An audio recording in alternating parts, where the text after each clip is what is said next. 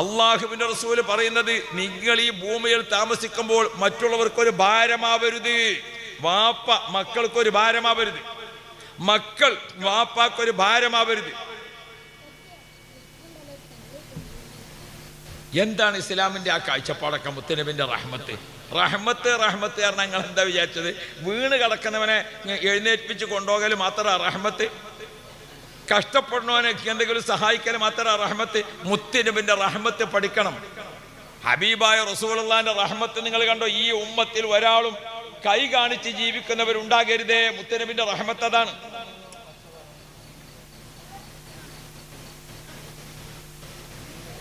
അങ്ങനെയുള്ള സാമ്പത്തികമായ ഉന്നമനം, സാമ്പത്തികമായ അഭിവൃദ്ധി, അതിനെ ലക്ഷ്യം വെച്ചുകൊണ്ട് നമ്മെ പഠിപ്പിക്കാൻ റസൂലുള്ളാഹി തങ്ങളെ കച്ചവടത്തെ പ്രോത്സാഹിപ്പിച്ചുകൊണ്ട് പറഞ്ഞു. മറ്റൊരിക്കൽ പറഞ്ഞ റസൂലുള്ളാഹി കൃഷി ഒക്കെ, നിങ്ങൾ കൃഷിക്ക് റസൂലുള്ളാഹി എത്ര പ്രാധാന്യം കൊടുത്തത്. യാ റബ്ബ്, സ്വർഗത്തിന്റെ പേരെന്താ? സ്വർഗത്തിന് നമ്മൾ ഖുർആനിലൊക്കെ പറയണത് എന്താ? ജന്നത്ത്, തോട്ടം. ജന്നാത്തുൻ, തോട്ടം.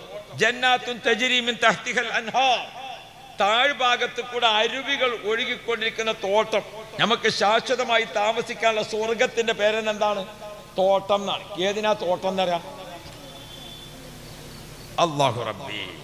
ഓ പ്രിയപ്പെട്ട മുഅ്മിനുകളെ, നബി സല്ലല്ലാഹു അലൈഹി വസല്ലമ തങ്ങൾ പഠിപ്പിച്ച ദീന് സയ്യിദുനാ ഉമർ ഇബ്നുൽ ഖത്താബ്, ഉമർ ഖത്താബ് റളിയല്ലാഹു അൻഹു അടക്കമുള്ള മഹാന്മാരെ നോക്കിക്കോ നിങ്ങൾ. മദീനയിൽ നബി സല്ലല്ലാഹു അലൈഹി വസല്ലമ തങ്ങളുടെ മദീനയിൽ ഉസ്മാൻ ഇബ്നു അഫ്ഫാൻ റളിയല്ലാഹു അൻഹു ഈത്തപ്പനത്തോട്ടത്തിന്റെ ഉടമയാണ്. അബൂ തൽഹത്തുൽ അൻസാരി റളിയല്ലാഹു അൻഹു മദീനയിലെ ഏറ്റവും നല്ല ഈത്തപ്പന കൃഷിയുടെ ആളാണ്. കൃഷി 10 സെന്റിൽ താമസിക്കുന്ന ഒരു ഉമ്മയും വാപ്പയും 3 കുട്ടികളും 10 സെന്റിൽ വീട് വെച്ചാൽ ആ 10 സെന്റ് താമസിക്കുന്ന ആൾക്കാരെ വീട് എത്ര ഉണ്ടാവും? 4 സെന്റ് ഉണ്ടാവും. 3 സെന്റിൽ വീട്, 1 സെന്റ് ഒരു മിറ്റം, ബാക്കി എത്ര ഉണ്ട്? 6 സെന്റ് ഉണ്ട്. ആ 6 സെന്റിൽ നീ കൃഷി ചെയ്തോ? അതാ റസൂലുള്ളാഹി ചോദിക്കണത്. 10 സെന്റിൽ നമ്മൾ താമസിക്കുന്ന വീട്ടിന്റെ 4 സെന്റ് വീടും അതിന്റെ പരിസരവും, ബാക്കി 6 സെന്റ് സ്ഥലത്ത് നിങ്ങൾക്ക് കൈപ്പങ്ങ വെച്ചുകൂടായിരുന്നോ? പച്ചമുളക് വെച്ചുകൂടായിരുന്നോ? വെണ്ടക്ക വെച്ചുകൂടായിരുന്നോ? അല്ലാ, എല്ലാ വീട്ടുകാർക്കും കൃഷി ചെയ്യാൻ നബി സല്ലല്ലാഹു അലൈഹി വസല്ലം നിങ്ങൾ പഠിപ്പിച്ചു. എന്ത് കൃഷി?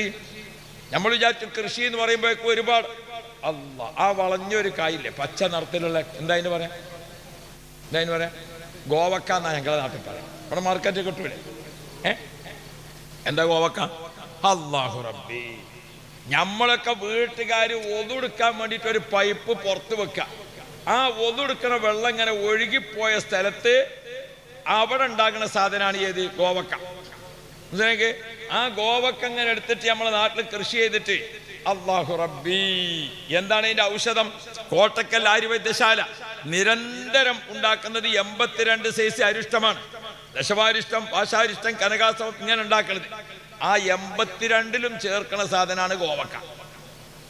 അത് ഉണ്ടാക്കാൻ വേണ്ടി നോക്കിയാൽ ഒരു ഇംഗ്ലീഷ് മരുന്നും അതിന് വേണ്ട, ഒരു മരുന്നും അതിന് വേണ്ട. ഏത് മതി? പച്ച വെള്ളം ഇങ്ങനെ ഒഴുകിപ്പോയാൽ മതി, എന്നാൽ തന്നെ ആ സാധനം ഉണ്ടാവും. നിങ്ങൾ കൃഷി ചെയ്യുക. നിങ്ങളെ കൃഷി നിങ്ങൾ ചിന്തിക്കുന്നില്ലേ? ഓ പ്രിയപ്പെട്ട മുഅ്മിനുകളെ, ഫ്രൂട്ട് കൃഷി, അതേപോലെ തന്നെ ഇന്ന് ഏതൊക്കെ സാധനം കൃഷി ചെയ്യാനുണ്ട്? നമ്മളെ നാട്ടിലുണ്ടാകണേ എളുപ്പത്തിലുണ്ടാകുന്ന കൃഷിയാണ് ഏത്? ചീര. അല്ലേ? ചീര എത്ര സൈസ് ഉണ്ട്? ഏറ്റവും ചുരുങ്ങിയത് പറയാം നമുക്ക് 2 സൈസ് ഇല്ലേ? ഒരു പച്ചയുണ്ട്, ഒരു ചീരയുണ്ട്, അല്ലേ? ആ, എത്ര ദിവസം കൊണ്ട് ചീര ഉണ്ടാവും?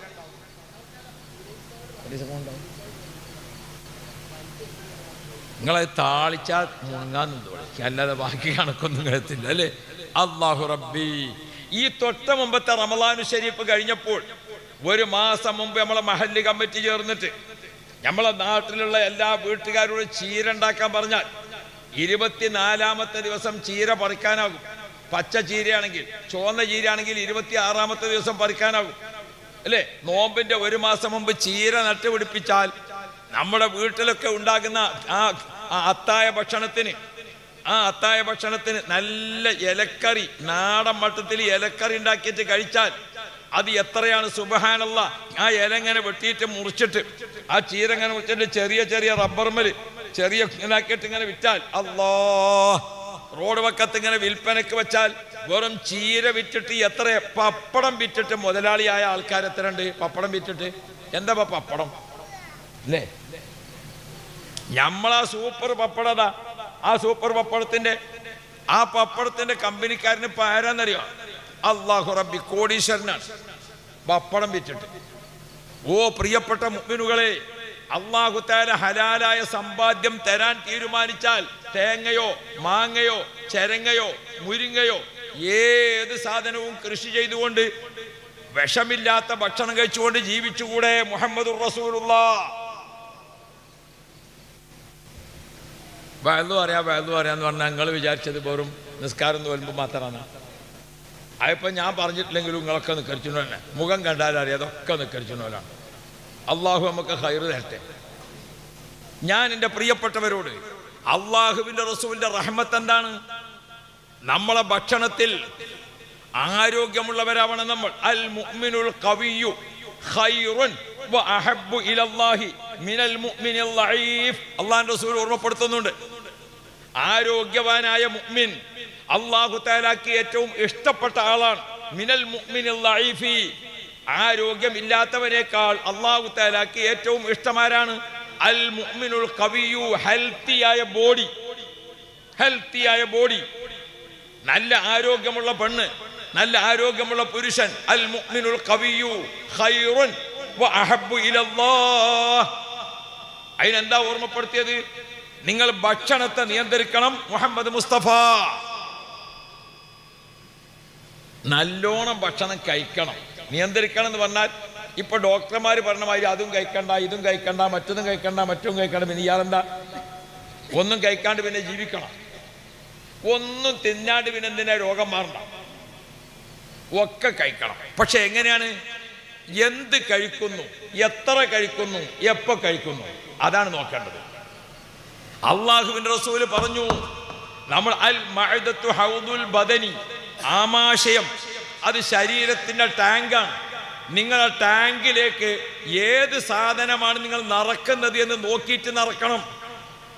നമ്മുടെ വീട്ടിന്റെ മുകളിൽ ഒരു ടാങ്ക് ഉണ്ട്, വെള്ളം നിറക്കണം അല്ലേ? ആ ടാങ്കിൽ ഒരു എലി വീണ് ചത്തു. ആ വെള്ളം തന്നെയാണ് എവിടെ വരുന്നത്?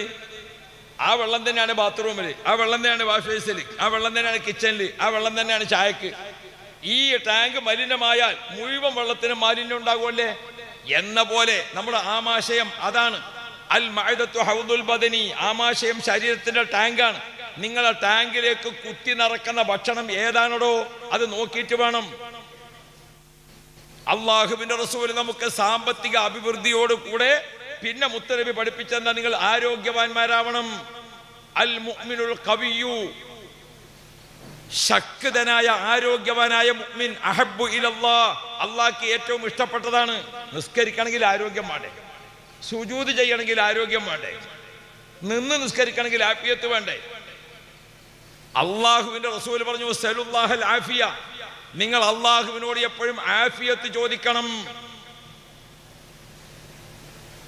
ആരോഗ്യം സമ്പാദ്യം നോക്ക്. നിങ്ങൾ റസൂലുള്ളാഹിന്റെ റഹ്മത്ത് എന്താണ്? ഭക്ഷണത്തിന്റെ രീതി പഠിപ്പിച്ചത്. നമ്മൾ നല്ല ഫ്രൂട്ട്സുകൾ, ഒരു ഭക്ഷണം കഴിക്കാൻ വേണ്ടിയിട്ട് ഒരു മേശപ്പുറത്ത് ഇങ്ങനെ ഇരുന്നാൽ എന്ത് വേണം? നമ്മളിപ്പോൾ ഭക്ഷണത്തിന് ഇപ്പം നമ്മളെ ഭക്ഷണമൊക്കെ ഇപ്പം ഇഷ്ടം പോലെ ഉണ്ട്, പക്ഷെ ഒന്നും ക്രമമനുസരിച്ചല്ലല്ലോ കാണാം. അല്ലാ, ഭക്ഷണം കൊണ്ടുപോയി വെക്കുമ്പോൾ എന്ത് ചെയ്യണം? ആദ്യം ഫ്രൂട്ടുകളൊക്കെ വെക്കാം. നമ്മളിപ്പോൾ ഭക്ഷണം കഴിക്കാനിരുന്നാൽ നിങ്ങൾ നേര് പറഞ്ഞാണ് നിങ്ങളൊക്കെ അനുഭവത്തിൽ നമ്മളെ ശരീരത്തിൽ നിന്ന് ആദ്യം ഭക്ഷണം കഴിക്കാൻ ആരാ?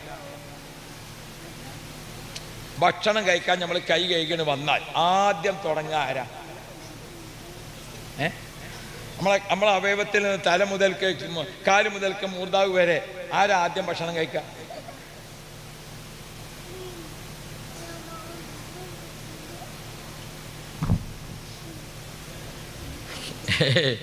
ഇന്നാളൊരു സ്ഥലത്ത് വേദ പറയുമ്പോൾ ഞാൻ ചോദിച്ചു, ഇവിടെ കോഴി ഊകലാണോ ആദ്യം സുബൈൻ്റെ വാങ്ങ് കൊടുക്കലാണോ? ഇപ്പോൾ ഒരാൾ പറഞ്ഞു രണ്ടും കേക്ക, ഏതാ ആദ്യം നോക്കിയില്ല, ഓൻ രണ്ടും നീച്ചലില്ല, പിന്നെ ഇപ്പം അങ്ങനെയല്ലേ പറയാൻ പറ്റുള്ളൂ. നമ്മളടുത്ത് കുറച്ച് വളവും യുക്തിയും ഒക്കെ ജീവിക്കാൻ നമ്മളടുത്ത് വേണ്ടി വരും. അല്ലാഹു ഖൈർ തരട്ടെ. തീരെ വളവും യുക്തി ഇല്ലാതെ ജീവിക്കാൻ പറ്റുമോ? നമ്മളവിടെ ഒരു മൊല്ലാക്കണ്ടേ, അയാൾക്ക് നല്ല കാണാൻ രസമുള്ളൊരു മോളുണ്ട്. അപ്പം മൊല്ലാക്ക മോളെ കല്യാണം അന്വേഷിക്കണവരോടൊക്കെ ഇങ്ങനെ കേട്ടുകയല്ല. അപ്പം എന്താ, നല്ലോണം ഖുർആൻ ഓതാൻ പറ്റുന്ന ആൾക്കാർക്ക് മാത്രമേ മൊല്ലാക്ക കെട്ടിച്ചു കൊടുക്കുള്ളൂ. അപ്പോൾ ഒരു ചങ്ങായി കല്യാണം അന്വേഷിച്ച് വന്നു. ഓനോട് ചോദിച്ചു, നിന്റെ പേരെന്താന്ന് ചോദിച്ചു. എൻ്റെ പേര് യൂസുഫാണ്. ആ എന്നാ യൂസുഫ് സൂറത്തൊന്ന് ഓദിക്കാം. ഓനെന്ത് യൂസുഫ് സൂറത്താ? അത് ഓതാൻ പോയിക്കോ. ഓനെ തിരിച്ചയച്ചു. രണ്ടാമത്തോൻ പോയി. ഓനോട് ചോദിച്ചു, കല്യാണത്തിന് പോയപ്പോൾ പിന്നെ ഒരാൾ മൊല്ലാക്കാക്ക് മകളുണ്ട് കാരണം പോയി നോക്കിയതാണ്. അപ്പോൾ ഓനോട് ചോദിച്ചു, എൻ്റെ പേരെന്താ? എൻ്റെ പേര് യൂനുസാണ്. എന്നാ എൻ്റെ പേരിലൊരു സൂറത്തിൻ്റെ ഖുർആനിൽ അതൊന്ന് ഓദിക്കാം. ഓനിക്ക് ഓതാനറിയില്ല. ഇത് രണ്ടും അറിഞ്ഞിട്ട് മൂന്നാമത്തെ ഒരു ചങ്ങായി മോനോട് ചോദിച്ചു, എൻ്റെ പേരെന്താന്ന്? എൻ്റെ പേര് യാസീനാണെങ്കിലും എല്ലാവരും വിളിക്കൽ കുൽവല്ലാഹുവാണ്. രക്ഷപ്പെടാനുള്ള എന്തെങ്കിലുമൊക്കെ അവനൻ്റെ കയ്യിൽ വേണ്ടേ? പേര് യാസീനാണെങ്കിലും എല്ലാവരും വിളിക്കൽ എന്താണ്? കുൽവല്ലാഹു ഓതാൻ പറഞ്ഞാൽ ജും കഴിച്ചില്ലാവില്ലേ? അപ്പം അതല്ല പറഞ്ഞത്. അപ്പം ഞാൻ ഓർമ്മപ്പെടുത്തണത്, നമ്മളിത്തൊരു അത്യാവശ്യത്തിനുള്ളൊക്കെ അവനാൻ്റെ അടുത്ത് വേണ്ടേ? ഹബീബുനാ റസൂലുള്ളാഹ് നബി സല്ലല്ലാഹു അലൈഹി വസല്ലം തങ്ങൾ ഓർമ്മപ്പെടുത്തുന്നു, ഒന്ന് നമുക്ക് സമ്പത്ത് വേണം, നമ്മൾ താഴ്ന്ന കയ്യാവരുത്. രണ്ട് നമുക്ക് ആരോഗ്യം വേണം. മറ്റൊരാൾ ഇറങ്ങുമ്പോഴത്തേന് ഒരാളെ പിടിച്ച് മറ്റോൻ താങ്ങി മറ്റോൻ ഉന്തി അതിന് നിൽക്കരുത്. നമ്മൾ സ്വയം ജീവിക്കാൻ ആരോഗ്യമുണ്ടാവണം. അള്ളാഹിന്റെ റസൂൽ അൽ മുഅ്മിനുൽ ഖവിയ്യു, അതിനെന്ത് വേണം? ഭക്ഷണം ശ്രദ്ധിക്കണം. ഒന്നാമത് ഭക്ഷണം കഴിക്കാൻ വേണ്ടിയിട്ടാണ് പോയാൽ ആദ്യം ഭക്ഷണം കഴിക്കാൻ നമ്മളെ കണ്ണാണ്. ആണോ അല്ലേ? ആദ്യം ഭക്ഷണം കഴിക്കാൻ കണ്ണാണ്. നമ്മൾ കയ്യൊക്കെ അങ്ങോട്ട് പോകുമ്പോൾ തന്നെ മേശമ ഒന്ന് നോക്കിക്കണോ അല്ലേ? നിങ്ങളുള്ളത് പറഞ്ഞാൽ മതി, നമ്മൾ തമ്മിൽ പ്രശ്നത്തിന് നിൽക്കണ്ട. നമ്മൾ കൈ കഴുകാൻ പോകുമ്പോൾ തന്നെ ഒന്ന് നോക്കിക്കണോ? നോക്കിയിട്ടില്ലേ? അല്ലാഹു റബ്ബി കണ്ട. ആ കണ്ണിങ്ങനെ നോക്കുമ്പോൾ കണ്ണിന് വയറ് നിറയണം. ആദ്യം കണ്ണിന് വയറ് നിറയണം, അപ്പോഴാണ് കൈ അതിലേക്ക് സ്പീഡ് കൂടുക അല്ലേ? അപ്പൊ എന്ത് വേണം? ഭക്ഷണം കഴിക്കാൻ വേണ്ടിയിട്ട് ഇങ്ങനെ നിൽക്കുമ്പോൾ ആദ്യം ആ ഫ്രൂട്ടുകളൊക്കെ ആദ്യം വെക്കാം. ഇപ്പൊ നല്ല ഫ്രൂട്ട് ഉണ്ടല്ലോ. എന്താ ഫ്രൂട്ട് കഴിക്കേണ്ടത്? ആരോഗ്യമുള്ള ശരീരം കാത്തു സൂക്ഷിക്കാൻ നമ്മളെ നാട്ടിലുണ്ടാകുന്ന ഭക്ഷണം കഴിക്കണമെന്ന് മുഹമ്മദ് മുസ്തഫ. കേരളക്കാർ കേരളീയ ഭക്ഷണം കഴിക്കണം, കേരളീയ ഭക്ഷണം കഴിക്കണം, കേരളീയ ഫ്രൂട്ടുകൾ കഴിക്കണം. നമ്മൾ വേറെ എവിടുന്നെങ്കിലും കൊണ്ടുവന്നതല്ല, അത് എപ്പോഴെങ്കിലും വിരുന്ന് വന്നതാണ്. അത് ആഴ്ചയിൽ ഒരിക്കൽ കിട്ടിയെങ്കിൽ കഴിച്ചാൽ മതി. അതാത് നാട്ടിലെ ഭക്ഷണം. എന്തുകൊണ്ട്? കേരളക്കാർക്ക് പറ്റിയ കാലാവസ്ഥയിലുള്ള ഭക്ഷണം, അമേരിക്കക്കാരന് പറ്റിയ കാലാവസ്ഥയിലുള്ള ഭക്ഷണം, അറബികൾക്ക് പറ്റിയ കാലാവസ്ഥയിലുള്ള ഭക്ഷണം, അത് അവർക്കനുസരിച്ചാണ്. ഊട്ടിയിലെ പട്ടി പ്രസവിക്കുമ്പോൾ തന്നെ ആ കുട്ടിക്ക് ഒരു ബ്ലാങ്കറ്റോട് കൂടിയാ പ്രസവിച്ചിരിക്കണേ അല്ലേ? ഊട്ടിയിലെ പട്ടിനെ പ്രസവിക്കുമ്പോൾ തന്നെ എന്തുണ്ട്? അത് രോമാവൃതമായിട്ടാണ് കുട്ടിനെ പ്രസവിച്ചത്. അത് അവിടേക്കനുസരിച്ചാണ് കുട്ടികളുടെ ജനനം. ഇവിടുത്തെ പട്ടികൾ പ്രസവിച്ചിട്ട് ഒരൊറ്റൊന്നിന് അങ്ങനെ രോമമുണ്ടോ? എന്തുകൊണ്ട്? കേരളത്തിനനുസരിച്ച കാലാവസ്ഥയിലാണ് ഇവിടുത്തെ ജനനം, ഇവിടുത്തെ ശരീരം, ഇവിടുത്തെ പ്രകൃതി. നമ്മൾ ജനിച്ചത് ഇവിടെ, ഭക്ഷണം അമേരിക്കൻ്റെത്. നല്ലോണം രോഗം വാങ്ങി വെക്കേണ്ടി വരും. നമ്മളെ ചക്ക ഏറ്റവും നല്ല ഭക്ഷണമാണ്. ചക്ക ഫ്രൂട്ടുകളെ കൂട്ടത്തിൽ ഏറ്റവും മുന്തിയത് അല്ലേ? ഒരു ഫാമിലി ഫ്രൂട്ടാണ് ചക്ക. ചക്കനെ അള്ളാഹു തആല വെച്ചിരിക്കുന്നത് എങ്ങനെയാണ്? അതിന്റെ ഉള്ളിലേക്ക് ഒരു സാധനത്തിന് കടക്കാൻ പറ്റില്ല, അങ്ങനത്തെ മുള്ളിന്റെ ഇതാണ് അതിന് വെച്ചിരിക്കുന്നത് അല്ലേ? അല്ലാഹു റബ്ബി. ഇനി ചക്ക മുറിച്ചു. ചക്ക എത്ര സുരക്ഷിതമാണ് ചക്കച്ചോള വെച്ചിരിക്കുന്നത്. ചക്ക മുറിച്ചു, അതിന്റെ വാസന കേൾക്കുമ്പോഴത്തേന് പല പ്രാണികളും വരും. വരുന്നതേ അറിയുള്ളൂ, പിന്നെ പോകാൻ കൂടില്ല. അപ്പൊ അതിനൊരു സൈസ് നീരുണ്ട്, അതിനെന്താ നിങ്ങളവിടെ പറയാം അല്ലേ? ആ വളഞ്ഞു വെച്ചാൽ ഒക്കെ നമുക്ക് കൂടി അല്ലേ? എന്നിട്ട് അല്ലാഹു തആല ചക്കന്റെ ചുള വെച്ചത് കണ്ടെങ്കിൽ ഒരു ചുളന്റെ ചുറ്റുഭാഗത്ത് നല്ലപോലെ പഴയ കാലത്ത് വല്യമ്മ ഉറിയിലും മോരും കുടുക്ക വെച്ച മാതിരിയാ വെച്ചിരിക്കുന്നത്. അല്ലാ, വല്ല പാലും കുടുക്ക ഉറിയിൽ വെച്ചതുപോലെ എത്ര ഭംഗിയായിട്ടാണ് ചക്കച്ചോള വെച്ചിട്ടുള്ളത്. ഈ ചക്ക മുസ്ലിമീങ്ങളെ, ഇന്ത്യക്കാരെ, കേരളക്കാരെ, കേരളത്തിലെ ജനങ്ങൾ കഴിക്കേണ്ട പഴങ്ങളിൽ അതാത് കാലാവസ്ഥയിൽ ഉണ്ടാകുന്ന പഴം, അത് നിങ്ങളെ കുടലിനെ ശുദ്ധീകരിക്കും, അത് നിങ്ങളെ ആമാശയത്തെ ശുദ്ധീകരിക്കും, അത് നിങ്ങളെ രക്തം ശുദ്ധീകരിക്കും. നിങ്ങൾ ഈ നാട്ടിലെ പഴം കഴിക്കണം, നിങ്ങൾ ഈ നാട്ടിലെ പഴം കഴിക്കണം. ഭക്ഷണം കഴിക്കുമ്പോൾ നമ്മുടെ നാട്ടിന്റെ ഭക്ഷണം കഴിക്കാൻ നമ്മൾ ജനിച്ചത് കേരളത്തിലാണ്. ഇവിടുത്തെ കാലാവസ്ഥ, ഇവിടുത്തെ സ്ഥിതി അനുസരിച്ച് നമ്മൾ ഇതൊക്കെ വിട്ടു. ഇപ്പം ഞാനൊരു രാക്കോയായിട്ട് ഇങ്ങനെ നടക്കുന്നതാണ്. നമ്മളെ വയല് കഴിയുമ്പോൾ 11 മണിയാവും, അല്ലെങ്കിൽ 12 മണിയാവും. ഇന്നലെ കണ്ണൂരിനപ്പുറത്തെ മട്ടന്നൂരിന്ന് വയല് കഴിഞ്ഞിങ്ങാണ്ട് ഞാൻ ഈ റോട്ടിന് ഇങ്ങനെ പോകുമ്പോൾ ഇടവണ്ണെത്തിയപ്പോൾ ആ സുബൈൻ്റെ വാങ്ങി കൊടുക്കണം. അപ്പം നമ്മൾ രാത്രി 2 മണിക്കൂർ, 2.5 മണിക്കൂർ, 3.5 മണിക്കൂർ ഒക്കെ പോകുമ്പോഴും ആൾക്കാർ പഴംപൊരി ഇറച്ചിയും തിന്നാണ്. അതിപ്പോൾ എങ്ങനെയൊക്കെ ഫാമിലി ആയിട്ട് വന്നിട്ട് പെണ്ണുങ്ങളും കുട്ടികളും ചിലപ്പോൾ ഉമ്മയും ഒക്കെ കൂടിയിട്ട് സമയം ഇല്ല നമുക്ക്. ഏത് സമയത്തും കഴിക്കാം. എന്താ കഴിക്കേണ്ടതെന്ന് അതും കണക്കില്ല, എത്ര കഴിക്കേണ്ടതെന്ന് അതും കണക്കില്ല. എന്നിട്ടോ ഓരോരുത്തർക്കും കുറേ ആൾക്ക് ഹോസ്പിറ്റലുകാർക്ക് നല്ല കാലാവസ്ഥ, ഡോക്ടർമാർക്ക് നല്ല കാലാവസ്ഥ. നിങ്ങൾ നോക്കി, സുബ്ഹാനല്ലാഹ്, പെരിന്തൽമണ്ണയിൽ മാത്രം 12,000 ഡോക്ടർമാരുണ്ട്. ലോകാരോഗ്യ സംഘടനയുടെ കണക്കനുസരിച്ച് കേരളത്തിൽ അതുള്ള അത്ര ഡോക്ടർമാരും ഹോസ്പിറ്റലിലും ദുനിയാവിലും ഒരു സ്ഥലത്തുമില്ല. എന്താ മനുഷ്യരെ നമ്മൾ മനസ്സിലാക്കാത്തത്? അള്ളാഹുവിന്റെ റസൂൽ റഹ്മത്തോട് കൂടെ നമ്മളോട് സംസാരിച്ചു, നിങ്ങളെ നാട്ടിന്റെ പഴം കൊണ്ട് ഭക്ഷണം തുടങ്ങ്. നമ്മളെ നാട്ടിന്റെ മാങ്ങയുണ്ട്, നമ്മളെ നാട്ടിന്റെ ചെരങ്ങയുണ്ട്, നമ്മളെ നാട്ടിന്റെ വെണ്ടക്കയുണ്ട്, നമ്മളെ നാട്ടിന്റെ വൈതനങ്ങയുണ്ട്, നമ്മുടെ നാട്ടിലെ പച്ചക്കറികളുണ്ട്. ഇതൊക്കെ നമ്മുടെ ആരോഗ്യം. അള്ളാഹുവിന്റെ റസൂല് ഒരിക്കൽ മൈമൂന ബീബിന്റെ വീട്ടിൽ പോയി. മൈമൂന ബീബിന്റെ വീട്ടിൽ റസൂലുള്ള ചെന്നപ്പോൾ മൈമൂന ബീബിന്റെ ജ്യേഷ്ഠത്തിയോ കുടുംബത്തിൽപ്പെട്ട ഒരു ഉമ്മയോ റസൂലുള്ള വന്നു എന്ന് പറഞ്ഞപ്പോൾ കുറച്ച് ഭക്ഷണം കൊടുത്തയച്ചു. ആ ഭക്ഷണം കൊടുത്തയച്ചത് കുറച്ച് മാംസം ഉണ്ടായിരുന്നു. ഇങ്ങനെ ഉണ്ടല്ലോ, റസൂലുള്ള വന്നു എന്ന് പറഞ്ഞപ്പോൾ ഭക്ഷണം കൊടുത്തയച്ചതാ. ആ ഭക്ഷണം കൊടുത്തപ്പോൾ റസൂലുള്ളാഹി തങ്ങൾ ആ മാംസം ഇങ്ങനെ കണ്ടപ്പോൾ മുത്തുനബി ചോദിച്ചു, ഈ മാംസം ഏതിൻ്റെതാണ്? ചോദിക്കാതെ റസൂലുള്ള കഴിക്കൂല. ഏത് ഭക്ഷണം കൊണ്ടെന്ന് വെച്ചാൽ ഇതെന്താന്ന് ചോദിക്കും. നമ്മളെ നാട്ടുകാർക്കുണ്ട് ഒരു പരിപാടി, സൽക്കാരം കുറച്ച് അധികമാകല്. എങ്ങനെ? ഞാൻ ചോറ് കഴിക്കായിരുന്നു, നിങ്ങൾ കൊണ്ടുവന്ന് വെച്ചു. ചോറുണ്ട്, കറിയുണ്ട്, പത്തിരിയുണ്ട്, ഇഡ്ഡലിയുണ്ട്, ചപ്പാത്തി ഉണ്ട്, ഒക്കെ ഉണ്ടായിക്കോട്ടെ, നല്ലതാണ്. ഇതൊക്കെ കൂടെ എനിക്കുള്ളതല്ല. ആണോ? ചിക്കനും ഉണ്ട്, മട്ടനും ഉണ്ട്, ബീഫും ഉണ്ട്. അത് മൂന്നും എനിക്കുള്ളതാ അല്ല. ചിക്കൻ പറ്റാത്തവർക്ക് മട്ടൻ, മട്ടൻ പറ്റാത്തവർക്ക് ബീഫ്, അത് മൂന്നും പറ്റാത്തവർക്ക് ഫിഷ്. അല്ലാതെ മുഴുവൻ ഭാര്യ തിന്നാനുള്ളതല്ല. എന്തുകൊണ്ട് നമ്മൾ രോഗികളാകുന്നു? അതേപോലെ തന്നെ ചില സൽക്കാരപ്രിയർ, അല്ലാ മുതലിങ്ങളതല്ലേ, 8 തരുന്നവന് വല്ല ബുദ്ധിമുട്ടുണ്ടോ? എനിക്ക് 2 കൈ അല്ല തന്നിക്കണേ, ഞാൻ 2 കൈയും കഴുകിയ ഭക്ഷണം കഴിക്കാതിരുന്നിക്കണേ, പിന്നെ നിങ്ങൾ ഇങ്ങനെ ഇട്ടുതരാൻ നിൽക്കണം. ഇൻ്റെ പ്ലേറ്റിക്ക് ഒരാളിടാനായിക്കൂലെയാണ്. ഇട്ടാ ഓനെ കാണെ തന്നെ എടുത്ത് അങ്ങോട്ടും വെച്ചു കൊടുക്കും. അപ്പം ഓനക്ക് പഠിക്കാം, ഇനി ഒരാളേക്ക് ഇട്ട് കൊടുക്കരുത്. എനിക്കിടാൻ മാത്രം എൻ്റെ 2 കൈയില്ല, നിങ്ങൾ ഇട്ട് തന്നിട്ട് വേണം. എൻ്റെ വയറിൻ്റെ അളവ് അറിയുന്നത് നിങ്ങൾക്കാണോ എനിക്കാണോ? നമ്മളിങ്ങനെ അടുത്ത് നിന്നിട്ട് കഴിച്ചോളിയാ അൽഹംദുലില്ലാ കഴിക്കണേ ഒക്കെ എന്ന് പറയലല്ലാതെ ഇട്ട് കൊടുക്കാൻ നിൽക്കേണ്ട കാര്യമല്ല. അങ്ങനൊരു സുന്നത്തില്ല. നമ്മൾ നോക്കണം. അല്ലാഹു റബ്ബി, ഒരാളെ പാകത്തിന് അയാൾ കഴിക്കും. നമ്മളെ ഭക്ഷണം കഴിക്കുന്നിടത്ത് നമ്മൾ നോക്കേണ്ട. റസൂലുള്ളാഹിക്ക് മാംസം കൊടുത്തു. അപ്പൊ റസൂലുള്ളാഹി ചോദിച്ചു, ഇത് ഏതിന്റെ മാംസമാണ്? നബി തങ്ങളോട് പറഞ്ഞു, ഇത് ഉടുമ്പിന്റെ മാംസമാണ് നബിയേ.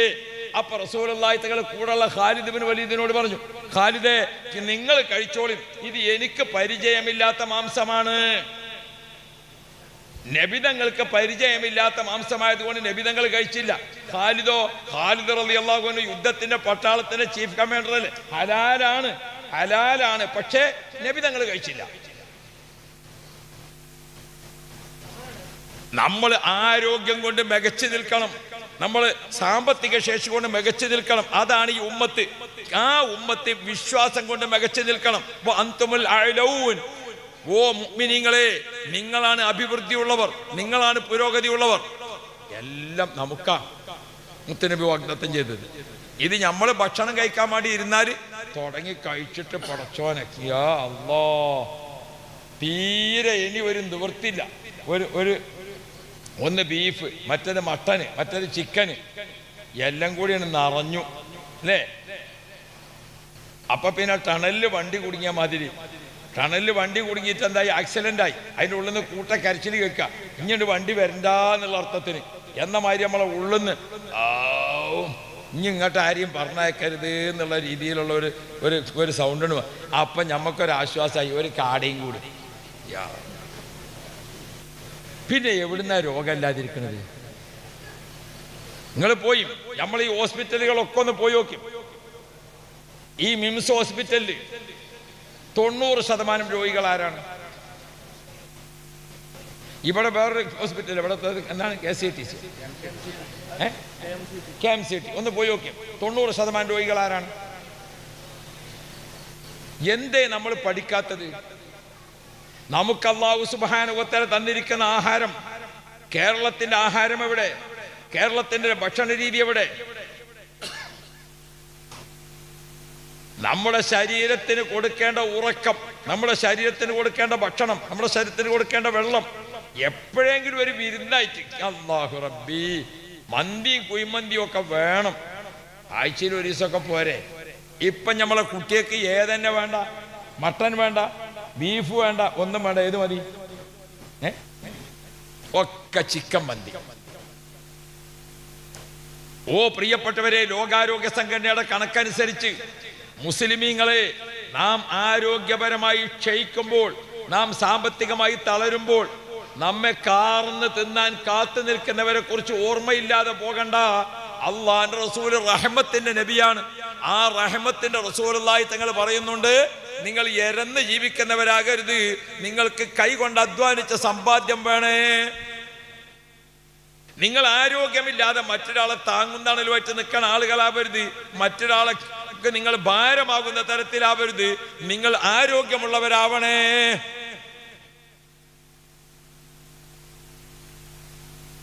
ഇസ്ലാമിന്റെ റഹ്മത്ത്, മുത്തുനബിന്റെ റഹ്മത്ത് എന്ന് പറഞ്ഞാൽ പഠിക്കണ്ടേ? നമ്മളെ റഹ്മത്ത് എന്താ? നബി കരീം സല്ലല്ലാഹു അലൈഹി വസല്ലമ തങ്ങൾ ഇതൊക്കെ പഠിപ്പിച്ചുകൊണ്ടുള്ള മക്കളും കുടുംബവും. അല്ലാഹു റബ്ബി റഹ്മത്തിന്റെ കുടുംബം. ഇന്നിപ്പോ നമ്മളെ കുട്ടികളെ വിഷയം ഞാനിപ്പോ ആരോടും എന്താ മക്കളെ വിവരം എന്ന് ചോദിക്കലില്ല. മക്കളെ വിവരം എന്താണെന്ന് വാപ്പാരോടും ഉമ്മാരോടും ചോദിക്കലില്ല. എന്താ ചോദിച്ചാ തുടങ്ങുന്നത് കുട്ടികളെ കുറ്റപ്പെടുത്തിക്കൊണ്ടാണ്, അല്ലേ? എല്ലാരും മക്കളെ കാര്യം, ഉസ്താദെ കുട്ടികളെ കാര്യം നിങ്ങൾക്ക് അറിയില്ലേ? ഒറ്റൊന്നും ലെവലില്ല, ഒറ്റ കുട്ടിയും ലെവലില്ല. കുട്ടികളെ കുറ്റപ്പെടുത്തുകയാണ് മാതാപിതാക്കളൊക്കെ, അല്ലേ? ഓ പ്രിയപ്പെട്ടവരെ, ഒരു തലമുറയെ നമ്മൾ എന്തിനാണ് ഇങ്ങനെ ശപിക്കണത്? നമ്മളെ മക്കളല്ലേ? മക്കൾക്ക് വേണ്ടി ദുആ ചെയ്യുക, കുറ്റപ്പെടുത്തലല്ല. പടച്ചോനെ എൻ്റെ മക്കളെ നന്നാക്കണേ, അള്ളാഹുവിൻ്റെ മോളാണ്, ആ മോളെ നന്നാക്കി തരണേ, എൻ്റെ മോനെ നന്നാക്കണേ എന്ന് ദുആ ചെയ്യണം മാതാപിതാക്കൾ. അള്ളാഹുവിന്റെ റസൂല് കുട്ടികളെ വളർത്തിയത് എങ്ങനെയാണെന്നറിയോ? കുട്ടികൾക്ക് നല്ല സ്നേഹം കൊടുത്തു. നബി സല്ലല്ലാഹു അലൈഹി വസല്ലം തങ്ങൾ ഒരു വാപ്പ എന്ന നിലയ്ക്ക് 7 കുട്ടികളെ വാപ്പയാണ് മുത്തുനബി. 7 കുട്ടികളുടെ വാപ്പയാണ്. അല്ലാഹു റബ്ബി നബി സല്ലല്ലാഹു അലൈഹി വസല്ലം തങ്ങൾക്ക് ഖദീജ ബീവിയിൽ മക്കൾ ജനിച്ചു 6 എണ്ണം. ആ 6 മക്കൾ ജനിച്ചപ്പോൾ ഒന്ന് ഖാസിം റളിയല്ലാഹു അൻഹു ചെറുപ്പത്തിൽ വഫാത്തായി. 2 അബ്ദുള്ള റളിയല്ലാഹു അൻഹു ചെറുപ്പത്തിൽ വഫാത്തായി. ഈ നബി തങ്ങൾക്ക് മൂന്നാമത്തെ പിന്നെ ജനിച്ചിരിക്കുന്ന മൂത്ത മോള് സൈനബ ബീബി റളിയല്ലാഹു അൻഹ മദീനത്ത് നിന്ന് വഫാത്തായി. ബഹുമാനപ്പെട്ട റുഖയ്യ റളിയല്ലാഹു അൻഹ ഉസ്മാൻ ഇബ്നു അഫ്ഫാൻ തങ്ങളുടെ ഭാര്യയാണ്. ഹിജ്റ 2-ാം വർഷം ബദറിന്റെ സമയത്ത് വഫാത്തായി. ബഹുമാനപ്പെട്ട ഉമ്മു കുൽസൂം റളിയല്ലാഹു അൻഹ വഫാത്തായി. നബി തങ്ങൾ വഫാത്താകുമ്പോൾ ഒരൊറ്റ മോള് മാത്രമേ ഉള്ളൂ. അതാരാ? ഫാത്തിമ ബീബി. ബാക്കിയുള്ള കുട്ടികളൊക്കെ നേരത്തെ. ഓർത്തു നോക്കൂ നിങ്ങൾ, നബി തങ്ങളാകുന്ന പിതാവ് എങ്ങനെയാണ് മക്കളെ പോറ്റിയത്, ജീവിച്ചത്? കുട്ടികളെ റസൂലുള്ളാഹി തങ്ങൾ സ്നേഹിച്ച് കീഴടക്കി. നബി സല്ലല്ലാഹു അലൈഹി വസല്ലം കുട്ടികൾ എന്താക്കി? വാത്സല്യത്തിൽ. ഒരിക്കലൊരു സംഭവം പറയാം. നബി തങ്ങളെ വീട്ടില് ഒരു ചെറുപ്പക്കാരൻ നബി തങ്ങളെ കാണാൻ വേണ്ടി വന്നിട്ട് മുറ്റത്ത് വന്നിട്ട് യാ റസൂലല്ലാഹ് എന്ന് വിളിച്ചു.